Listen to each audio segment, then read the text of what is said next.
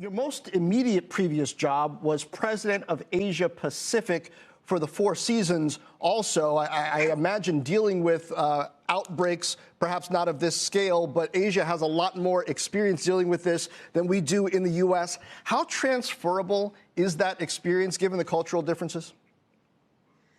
Well, I think there's certainly a baseline that is transferable across the world. You also have to consider these cultural nuances.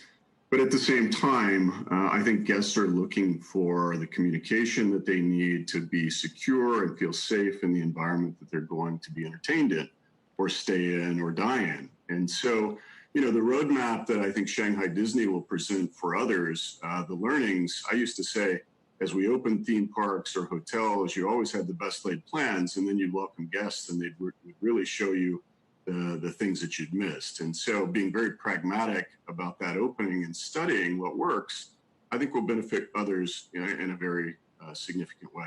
How important is communication ahead of time to set a guest and customer's expectation? How important is it that you're actually visible about some of the cleaning activities that staffers are doing and actually change the look of the experience at the same time? Yeah, it's a really great question. I think you got to recall that Disney is very famous for having those things sort of in the shadows and creating an environment that they immerse you in so that you sort of forget the challenges of the real world. Well, now, guests are going to have an expectation that you're going to show them how safe that they can be. And you're not only worrying about when they're there, you're worrying about creating that communication prior to their arrival so that they can measure for themselves the risk that they're putting themselves and their families into the environments. And so they want to see and they want to know that you're being very diligent about cleaning. They also want to see and know that you're holding others accountable for their actions. And I think that's going to be a challenge, if you will, for some of these operators. It's going to require more labor. It's going to require more technical and operational functionality. But a company like Disney has the capabilities and have already been working with that technology, that contactless point of technology that will make guests feel much safer in the environment. But for sure, they're going to want to expect and feel a presence versus in the past, they wanted that presence to be sort of in the background while they were entertained and immersed in the environment that they came to visit. Yeah, Mike, that's a great point. Chapek was on our air yesterday, and I thought one of the most illuminating things he said was this idea of masks. In Asia, it's obviously well accepted that people wear masks. It's not an ideological question like it is to some degree here in the States. And he said that, in areas like Florida and Orlando, where it's going to get hot in the summer, wearing a mask might be annoying. How much goodwill does Disney have in their consumer base to offset some of this idea that they're going to be policed while they're there to some degree? It's a very good point. And, I always viewed guests coming into a Disney park as virtually signing a social contract, right? They were going to follow the rules of the park and they were going to be respectful for each other. And now I think you're going to have to be concerned with a bit of the potential for a bit of social unrest. And I've seen it already in daily life. If someone gets too close to you and you're not wearing a mask, they ask you to step back. And you can full well imagine that to ensure that guests are complying with these new rules and regulations, and some of this is going to be dictated by the federal, state, local levels, the health organizations, and then knowing Disney and other big companies. Other big companies are going to take extra precautions. The battle is now going to be won with the consumer, not only in the product and service you offer, but also in the safety and the health and the environment that you create for them to feel secure with their families and to feel like that they can let their guard down.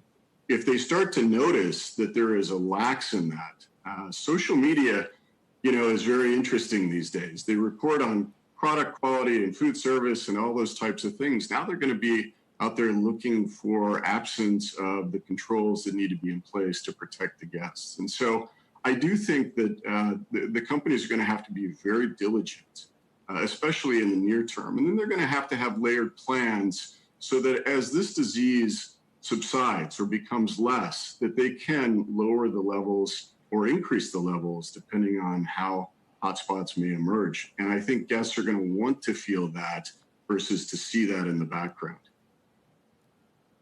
Really quickly, we always talk about the theme parks, but there's a whole hotel business layered on top of that. From a unit economic standpoint, when you limit capacity, is that more painful on the theme park attendance side or the hotel check-in side?